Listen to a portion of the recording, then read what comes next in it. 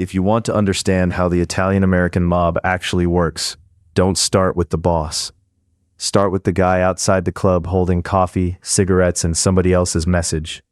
That is where the ladder begins. Power first appears as errands, patience, and the ability to keep your mouth shut.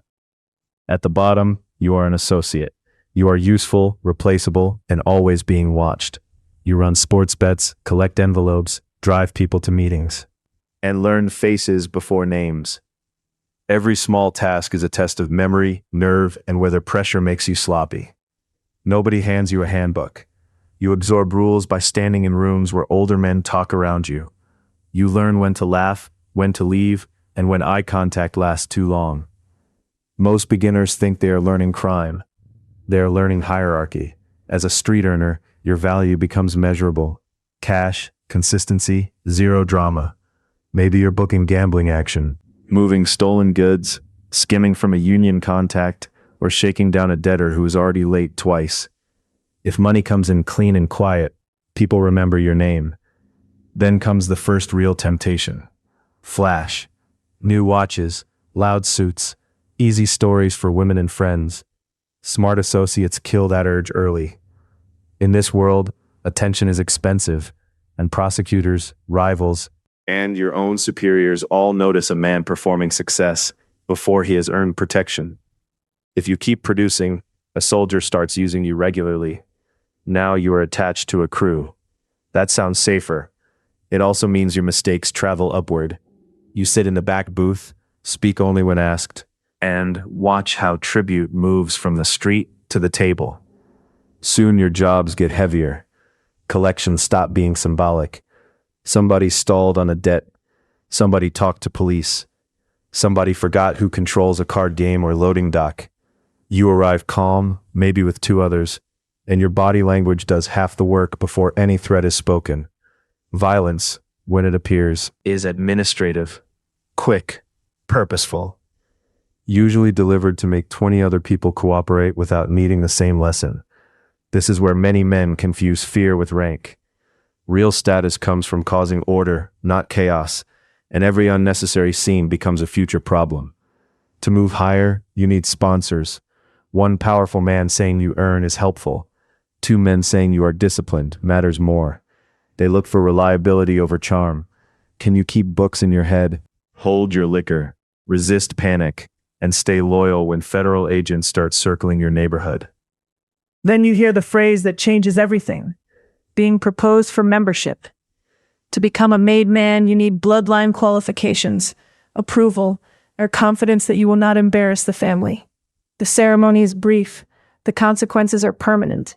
Your status rises and your exits shrink. As a soldier, you finally belong to the institution instead of orbiting it. You can sponsor associates, claim pieces of business, and receive respect that used to be borrowed. You also inherit obligations. Tribute is expected. Availability is assumed. If the family calls, your personal plans stop existing.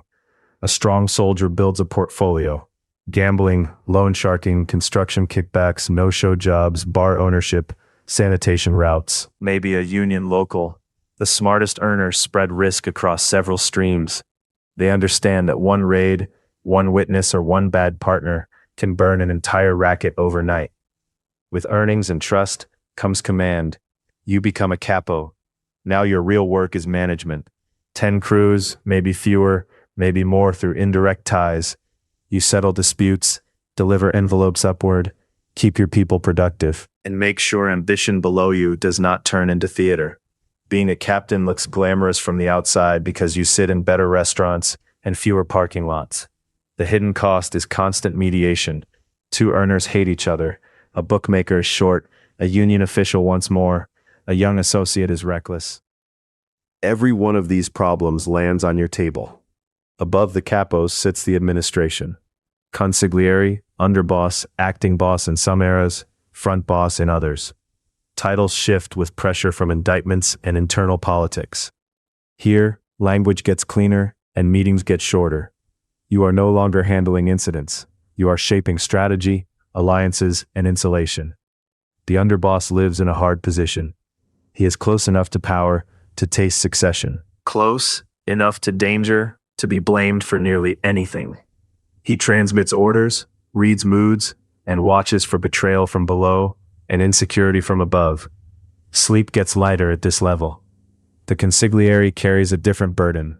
He advises, calms, interprets, and sometimes tells the boss the truth nobody else wants to risk saying. In legend, that role sounds noble. It means carrying every grievance in the family and knowing exactly how thin the piece really is. Then there is the boss. Fewer direct meetings, more buffers, more coded language. The money is larger, but distance becomes a survival tool. He approves murders rarely if he is smart, arbitrates major disputes, protects profitable relationships, and spends much of his energy managing exposure from his own reputation. At the summit sits the idea people romanticize. The boss of bosses, historically unstable, often exaggerated, sometimes symbolic, occasionally real enough to trigger wars. To claim supremacy over other bosses is to invite envy, federal attention, and constant tests. Every handshake now carries a hidden count of enemies. Here is the dark truth. The ladder ends where freedom disappears. You can still imagine another life. At the top, the walls are velvet, the dinners are private, and every face in the room has reason to smile at you while measuring what your death would solve.